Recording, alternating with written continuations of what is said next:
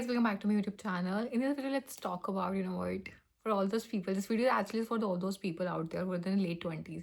भाई लगी पड़ी है. But I would say, मैं अपने life में ना हर phase से गुजरी हूँ. 18 when I was 18, I was 22, I was 24, I mean now in late 20s. मुझे पता नहीं क्यों अपने लाइफ में ना हर एज टफ लगती थी. फिर आप इंस्टाग्राम पे देखते हो, आप अपने आसपास के लोगों को देखते हो, they are slaying, they are thriving, they are growing. और खुद को ऐसा लगता है यार हमारा भी शायद हो सकता है next year will be hours. वो होता है ना हर न्यू ईयर पे आपको लगता है next year will be hours. But भाई रियलिटी चेक मिल जाता है स्टार्टिंग में कि क्या होने वाला है. हर साल हर एज के साथ आई वुड से स्ट्रगल्स ही बढ़ रही है भाई. लेवल ऑफ स्ट्रगल्स बढ़ गए. और I think this happens with everyone who are playing their game. What जो जैसे गेमर्स के साथ होता है ना कि यार स्टार्टिंग के लेवल्स ठीक होते हैं, ऐसे ऐसे स्टार्ट गोइंग अप चीज़ें और टफ हो जाती हैं. And same life lessons are there, same struggles are there. मतलब इंसान पिसा पड़ा है पर्सनल प्रोफेशनल लाइफ के बीच में. They are hardly few people I would say जैसे मान लो 10-20% लोग होंगे जिन्होंने फिगर आउट कर लिया सब कुछ. उनको जीवन का सार पता लग गया है, उनको अपने जीवन का पर्पस पता लग गया है. And they are working in that direction just like Dhurandhar. पता उनको ये करना है, ये करना है, ये करना है, ये करना है. And they know how to live with themself. They are very happy about that thing and they have figure it out. They have figure it out.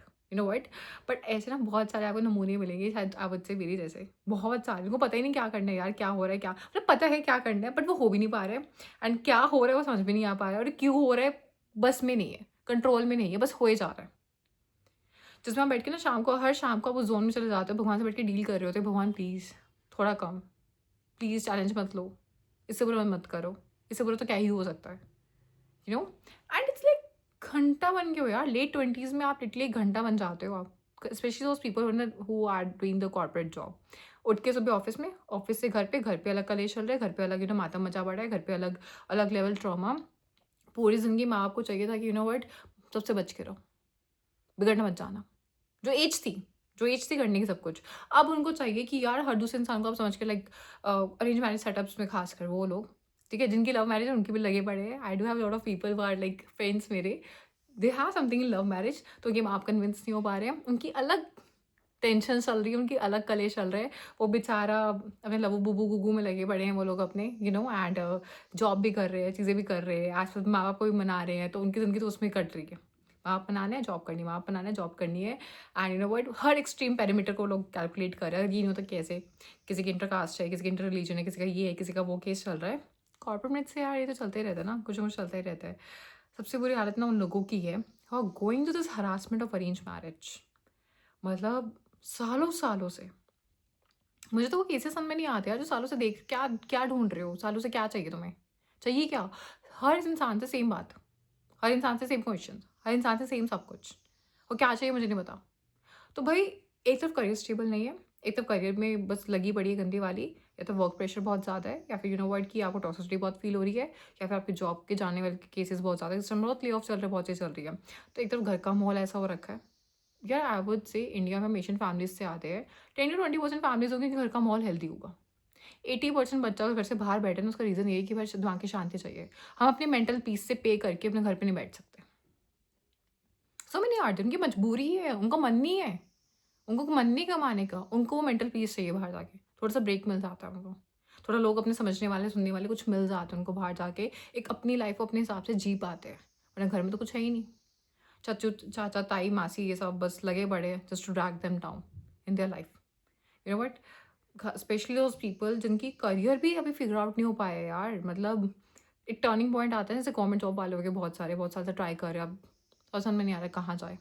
या फिर आप लगा लो कि ऐसे जिन्होंने कुछ ट्राई किया वो वर्कआउट नहीं कर रहे थे, want to switch the career. या फिर ऐसे कुछ जो कुछ और चीज़ में थे, बिजनेस में थे, एंटरप्रेन्योरशिप में थे, they want to come back to something else.